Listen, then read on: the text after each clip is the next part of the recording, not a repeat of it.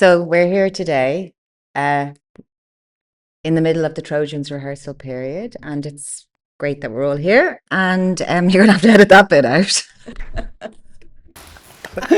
Take two.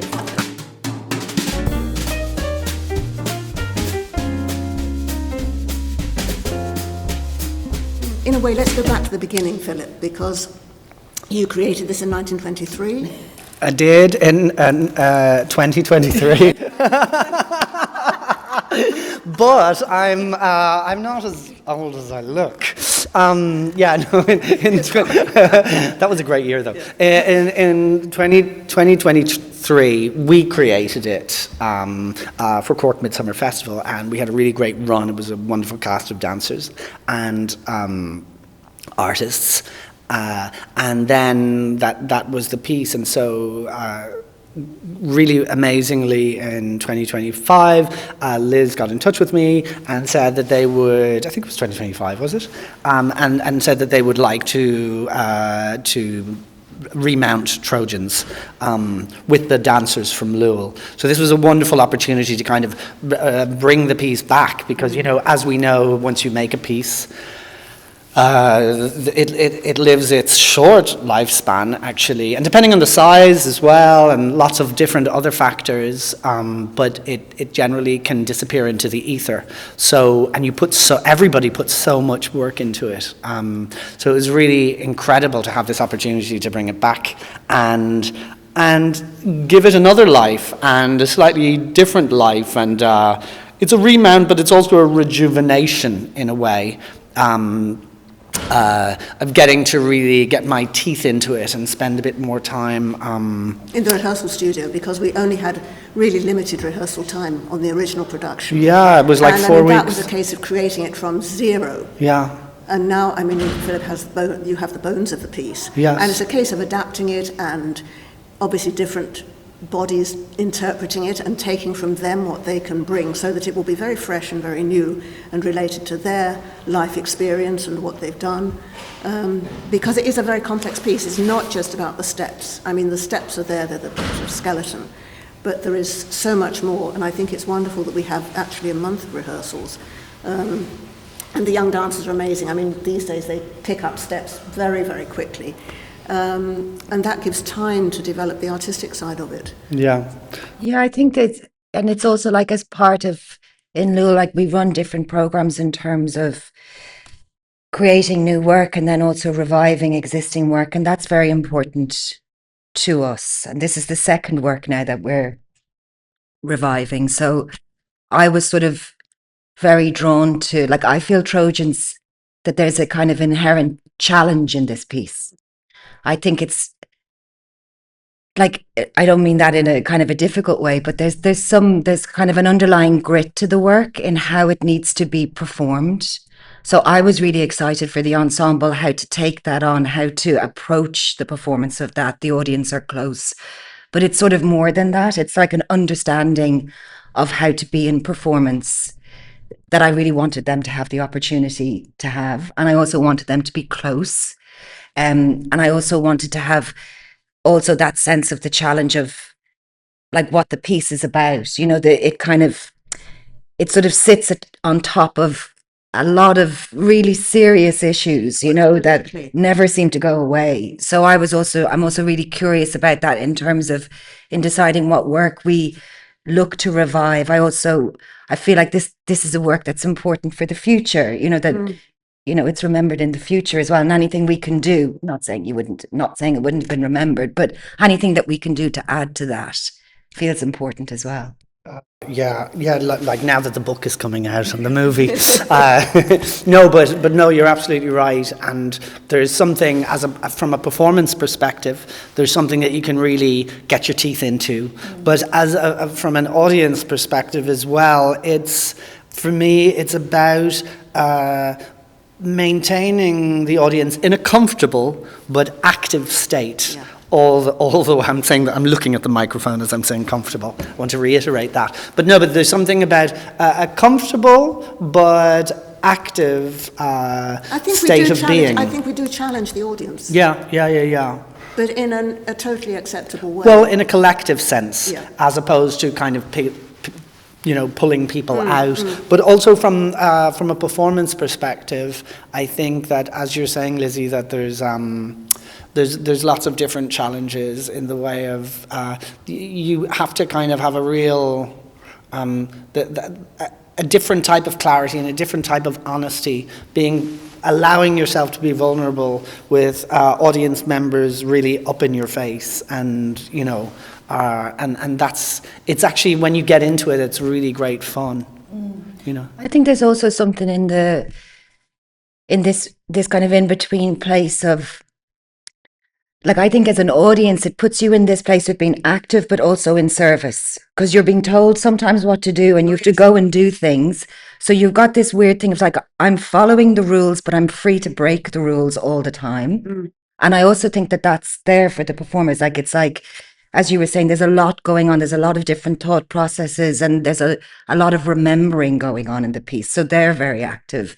But then also they can play with that, in terms of, they also have enough freedom within that to break a rule as well. So I think there's a real kind of underlying kind of society thing going on here. Like, you choose to stay with it. You're not being forced to stay with it, and there's options always to step outside the lines if needs be. Yeah, but there's but also. Where it's interesting societally speaking is that there's occasional rules that need to be followed, and sometimes unquestionably those rules are followed.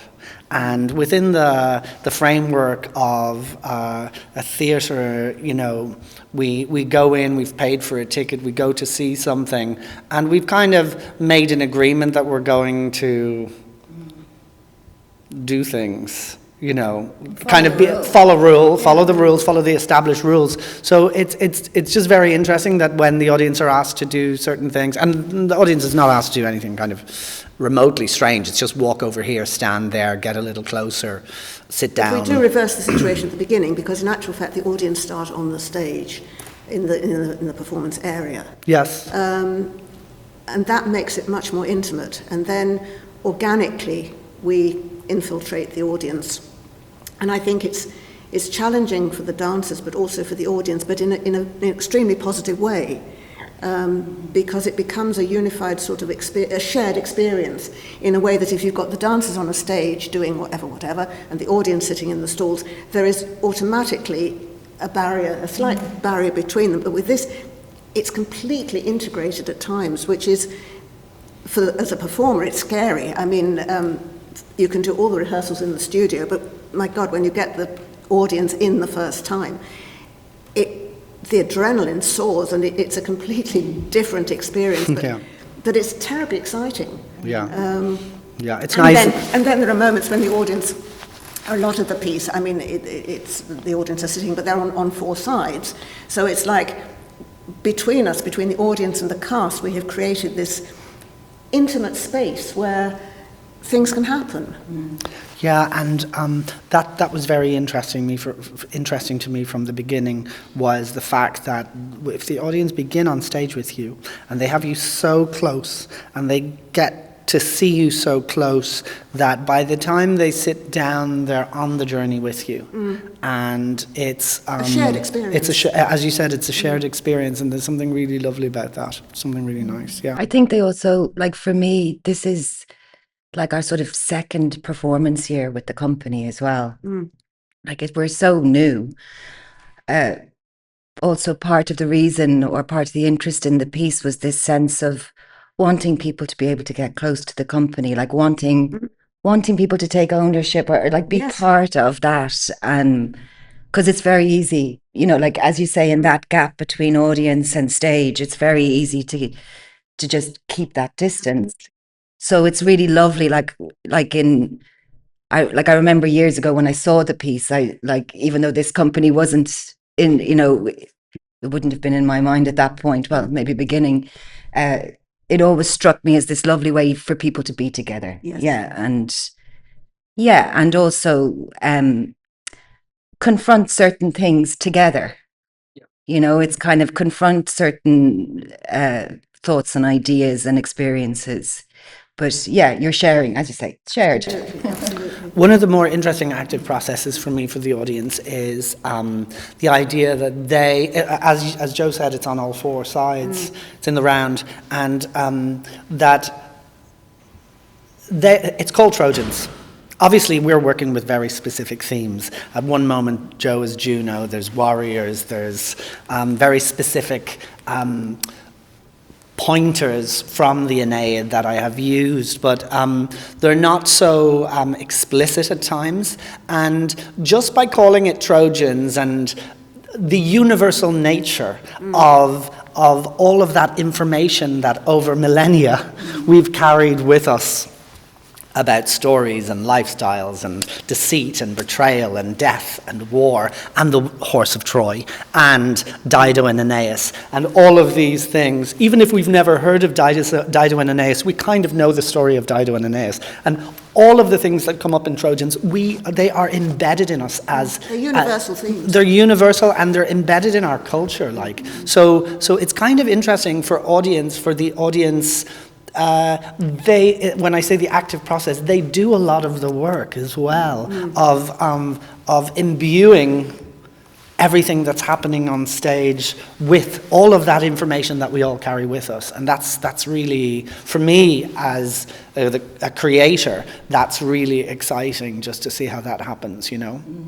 Like yesterday we were talking about gestures and, you know, how to perform a gesture on stage and what that means, and knowing that for Adam it might have one particular meaning, and for somebody else, Adam just being a name I invented, by the way, but for Paul or Tracy, it can have a completely different. It could have the opposite meaning depending on the day they've had, the week they've had, and it's just not for the dancers, it's just how they hold that space and how they hold that gesture, allowing clarity and space so that it can still exist. And it's funny also because, like, I realize we all go back a long way. And so we were talking yesterday about like a certain language of experience, you know, and like in very different ways. Like, I'm not saying we've all had the same experience, but in certain ways we've all tipped into each other's worlds. And it's also now with a completely new group of dancers, it's like having to find like another language, like a way of it landing or a way of it being relevant maybe to another generation or a new generation. And all the kind of the ways in which you're kind of having to work that out on the ground it's interesting to watch. It's really interesting to watch. And what we were talking about earlier a little bit, what is so nice about reviving work, the tendency is to always like say you're reviving and then quickly make a new work. Do you know what I mean? But I'm speaking personally, I always say, and then I'm just kind of like, I want to fix it.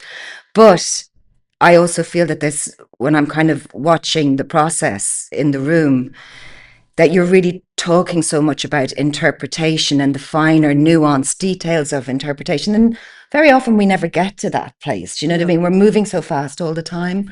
And it's really interesting to be at that place with where the dancers are. The doing is fine, it's how you do it. And how you do it, and as you say, the nuances of the emotion behind it.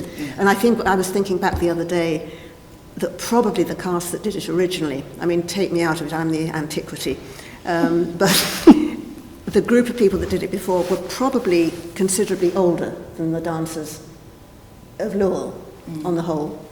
And I think it's very interesting because for each one, I think all of us, when we were doing it originally with Philip, we all had to go on our own personal, in the end, we had to go on our own personal internal journey to bring what was necessary to the piece. So in many ways it will be fascinating because each one of your dancers, Liz, will have come on their own. They're all very different. They've come from different personal journeys. They have an enormous amount to give, and I think when they dig deep into it, as they will have the time to do, it will be a wonderful experience for them. Because so often, you know, your choreographer comes and you learn the steps and you do the piece.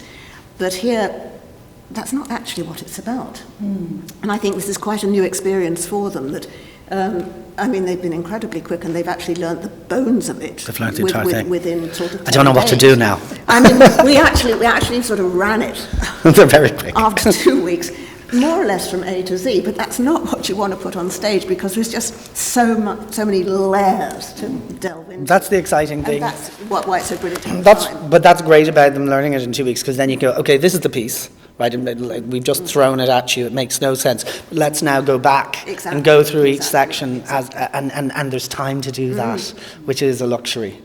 And also great for them, yeah, because as you said, I think some things I feel take a long time to learn, or you're just lucky to have hung around long enough that you met somebody who can teach you that thing, right? Yeah.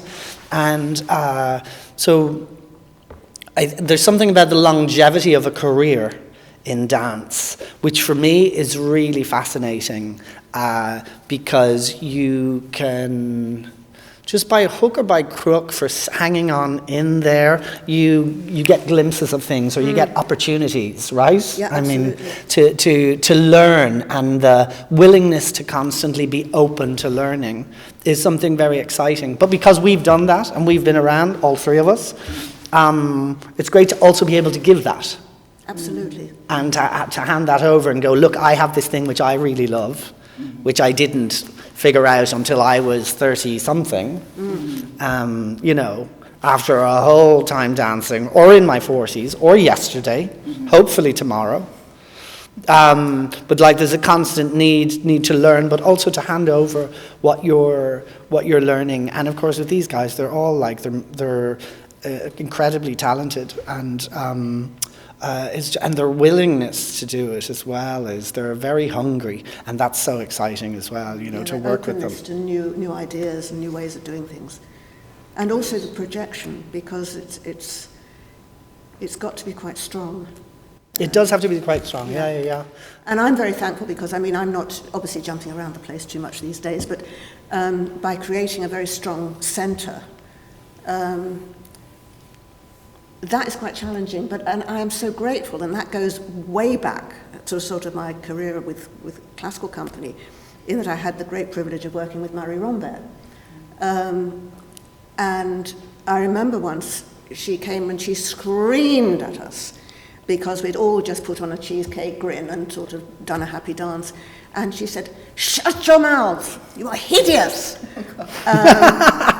You are not advertising toothpaste."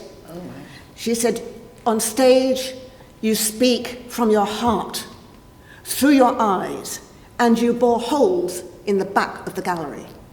And I mean, who could ask for better advice than that?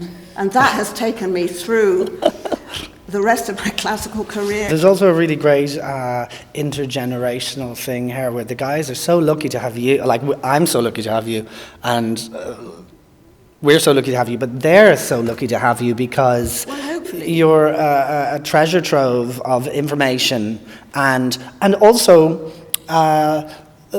as we're talking about longevity and the you know, and learning these things, like one of the things that fascinates me about you is that you're constantly learning. Yeah. You're constantly forward thinking. Like, how do I do this? What's useful for me to do this? And well, there's no point in living unless you keep on challenging yourself. Yeah, you know? yeah. And I'm just incredibly grateful that you know, people apparently still want to work with me occasionally. Just a few, but you never stop. Every time I see you, you're doing something. But the thing is that I think I see the guys working with you, and there's such a level of respect, and it's really nice to have that opportunity. Like, but also, as I said to Philip, I mean, I don't want to be the diva, because I mean, I have worked with a lot of companies and a lot of people, and I've seen the divas who swan in the fur coat and sort of trot through the rehearsals. It's not how I operate. Whatever company I'm with, I've always preferred to be in with the dancers, one of them, you know.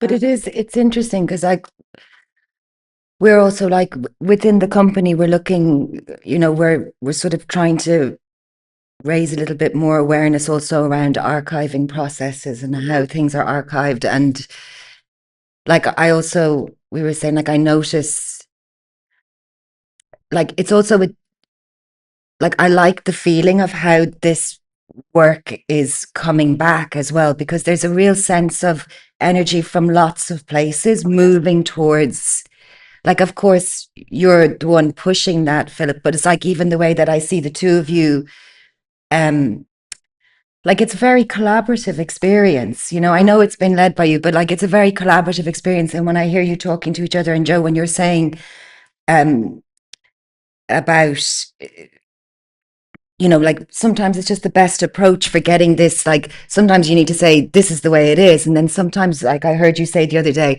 no, they need to make it more from themselves. That will only work if that comes from within them. Exactly. And I also think that's also your vast experience in whatever dance world, actually, through all the dance worlds, of really kind of that sort of collaboration towards the end goal. It's really lovely to And also, to witness it. I mean, I don't want them to treat me with kid gloves. I mean, there's various sequences when they're sort of lifting me and doing things, and I keep asking, I'm not going to break,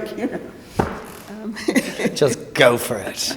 But yeah, there's something really nice about that. I think it's really. But on the other hand, they're a wonderful group, and they're very careful, and they're good, terrific to work for. Yeah. Good, yeah. I've always wanted to be the diva that swans in. I've never had the opportunity, but well, even fake four, please. Fake four. No, this was Mink. Oh well, I'm sure. Yeah. I'm cheaper though. I have a worrying cheapness about me. But it's funny because actually, mostly, I mean, I've worked with some pretty top people, and the people at the very top are usually very, very human and easy to work with and not divas. There's a middle strata of, shall we say, slightly frustrated people who've never actually quite made it to the top with slight chips on shoulders. They are the dangerous ones. Name names, Joe. Name names. No, but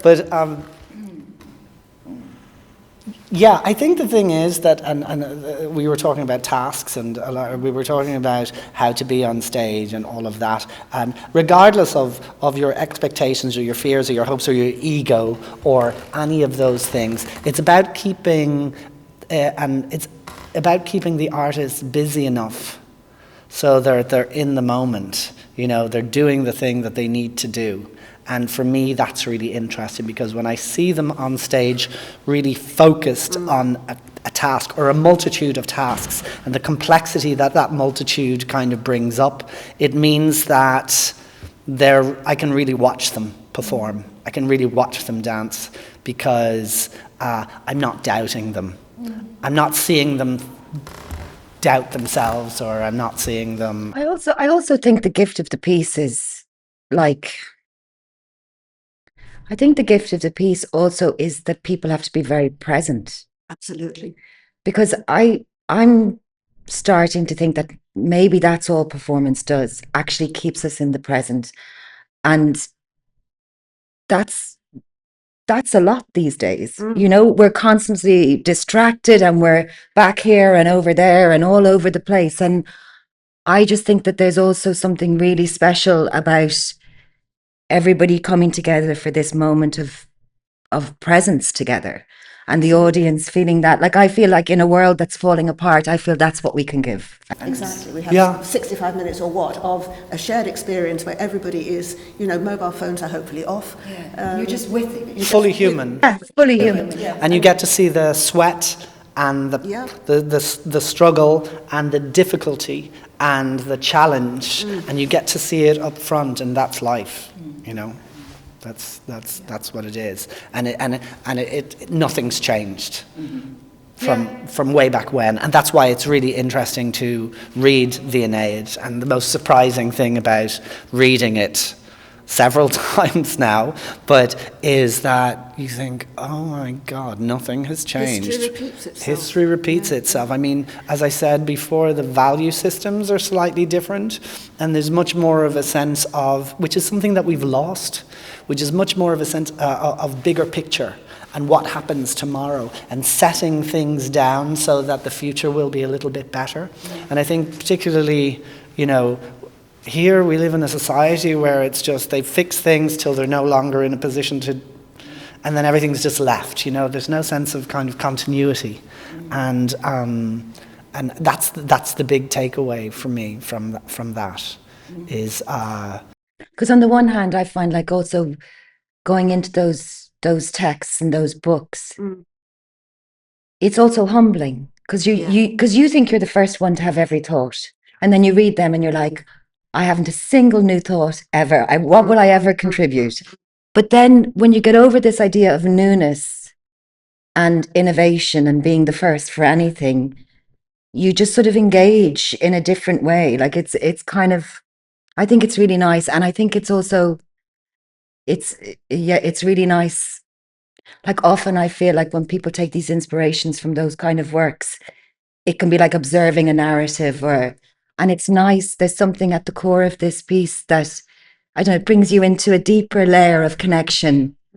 Again, going back to this idea of a chorus or society, or it creates a little society for a moment, or a chorus, and everyone's part of it. And actually, just to, you mentioned it briefly, is with Joanna. Joanna mentioned it briefly. Was Luca Truffarelli has made these incredibly beautiful visuals with this electronic music, which is not which breaks away from the classical. This incredible electronic music by Obermann Knox. And both of these things also don't allow us to get comfortable with the past and fall into a romanticism. And so we're all on our toes. And that's pleasant.